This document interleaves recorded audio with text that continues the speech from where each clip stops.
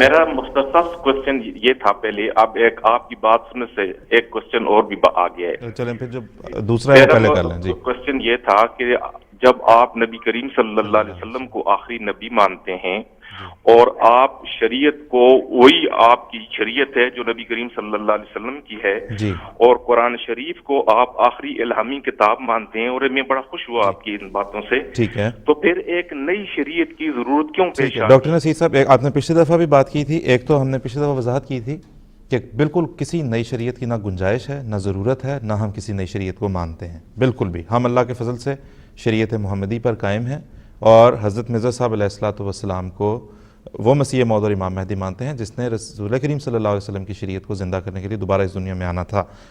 آپ کچھ اس بارے میں کچھ اور پوچھنا چاہیں گے؟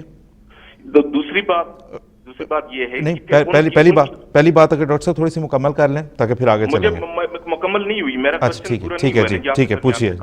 جی فرمائیے. میں یہ کہنا چاہتا ہوں کہ جب شریعت وہی ہے تو آپ نے جس پر 1400 سال لوگ اکٹھے ہیں، آپ نے علیحدہ جماعت احمدیہ کیوں بنا لی تھی؟ اچھا، آپ ہم سے علیحدہ کیوں ہو گئے؟ ٹھیک ہے، اور مسلمان آپ کے خلاف، آپ اس کو ناراض نہ ہو ٹھیک ہے کہ آپ کو دائرہ اسلام سے خارج کیوں ماننے لگے؟ ڈاکٹر نصیر صاحب، ہم علیحدہ نہیں ہوئے، ایک بات. اور جہاں تک آپ کہہ رہے ہیں کہ دوسرے فرقوں نے کیا کیا، اس کے جواب دہ وہ ہیں. لیکن آپ مجھے یہ بتائیں کہ آپ کسی امام مہدی مسیح موعود کے آپ خود منتظر ہیں کہ نہیں ہیں ڈاکٹر نصیر صاحب؟ امام مہدی کا بالکل منتظر ہوں. ہاں جی. تو جب وہ آئیں گے اور جب لوگ ان کو مانیں گے تو کیا وہ دائرہ اسلام سے خارج ہو جائیں گے؟ نہیں، ان کا دائرہ اسلام سے نہیں. میں یہ کہتا ہوں پھر ان کے ساتھ وہ ٹرمینالوجی استعمال نہیں ہوگی جو آپ لوگ کر رہے ہیں.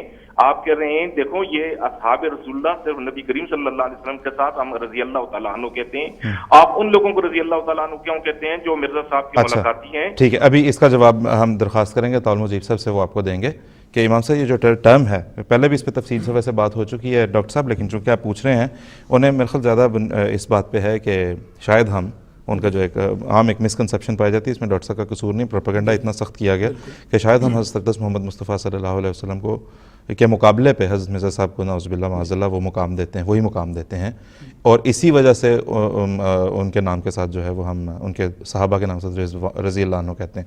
آپ سے میں درخواست کروں گا کہ اگر اس پہ اختصار کے ساتھ کچھ بتا سکیں ڈاکٹر صاحب کو. ایک تو میں ذرا سا پہلے وہ ذکر کرنا چاہتا ہوں جو بھی یہ سوال کر رہے تھے کہ جب شریعت مکمل ہے تو پھر نئی شریعت کی کیا ضرورت ہے. آپ نے اس کا جواب دے دیا. یہ بات اچھی طرح سمجھنی چاہیے ہر شخص کو کہ جماعت احمدیہ ہرگز یہ بات پیش نہیں کرتی کہ حضرت مرزا صاحب نے آ کر کوئی دنیا کو نئی شریعت دی ہے. نہ ضرورت تھی، نہ اس کی گنجائش ہے. آپ کا کہنا یہ تھا کہ میں تو اس لیے آیا ہوں یحیی الدین و یقیم الشریعہ، کہ دین اسلام کو صحیح طور پر قائم کیا جائے اور شریعت کو پوری طرح دنیا میں پھیلایا جائے. یہی آپ کا مقصد ہے، اس کے علاوہ کچھ نہیں. اب ان کا دوسرا ضمنی سوال یہ ہے کہ صحابہ کا لفظ، یہ بھی بتاتے چلیں کہ امام مہدی مسیح موعود کا مقصد یہی بیان ہوا نا. بالکل یہی مقصد ہے، بالکل، کہ انہوں نے آ کے صحیح اسلام کو دنیا میں پیدا کرنا ہے، اور وہ ایمان جو لوگوں کے دلوں سے نکل کے سریا ستارے پہ چلا گیا تھا اس کو واپس دنیا میں لا کے دنیا میں قائم کرنا ہے. تو ان کا دوسرا سوال اب یہ بن جا، ایک یہ بھی سوال ہے ان کے میں پوچھنا چاہتا تھا ابھی جو آپ نے ان سے کیا کہ امام مہدی کے آپ قائل ہیں یا نہیں. وہ کہتے ہیں ہم قائل ہیں، جب آئیں گے اس کو مانیں گے. تو پھر سوال پیدا ہوتا ہے کہ اس امام مہدی کے ماننے والوں کو باقی مسلمانوں سے آپ ممتاز کریں گے یا نہیں کریں گے؟ کیا یہ نہیں کہیں گے کہ یہ وہ مسلمان ہیں جو امام مہدی کو مانتے ہیں اور یہ وہ مسلمان ہیں جو امام مہدی کا انکار کرتے ہیں؟ تو جب یہ تقسیم آپ کریں گے اس کے بغیر آپ رہ نہیں سکتے. تو یہی تو صورت ہے کہ جماعت احمدیہ بھی وہی مسلمان ہیں. جماعت احمدیہ کے لوگ وہی مسلمان ہیں جو امام مہدی جس کے آنے کا وعدہ نبی اکرم صلی اللہ علیہ وسلم نے دیا اس کو ماننے والے ہیں. اور باقی مسلمان وہ ہیں جو مسلمان تو اپنے آپ کو کہلاتے ہیں لیکن نبی اکرم صلی اللہ علیہ وسلم کے حکم کی نافرمانی کرتے ہوئے اس امام مہدی کو نہیں مانتے. تو یہ فرق ہے.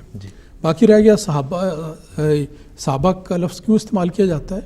بات یہ ہے کہ یہ ہم کیوں نہ استعمال کریں جب رسول اکرم صلی اللہ علیہ وسلم نے یہ لفظ استعمال فرمایا ہوا ہے.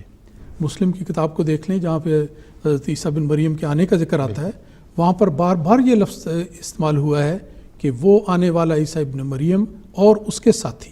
اصحاب کا لفظ بار بار استعمال ہوا ہے. اس کا مطلب ہے کہ نبی جب وہ عیسیٰ بن مریم جب آئیں گے تو ظاہر بات ہے کہ وہ اپنا اسی پیغام کو لے کر آئیں گے جو ان کو اللہ تعالیٰ نے دیا. تو اس کے ساتھیوں کو جب اللہ تعالیٰ نے صحابہ قرار دیا تو اسی طرح اور بھی اس کی مثالیں ہیں.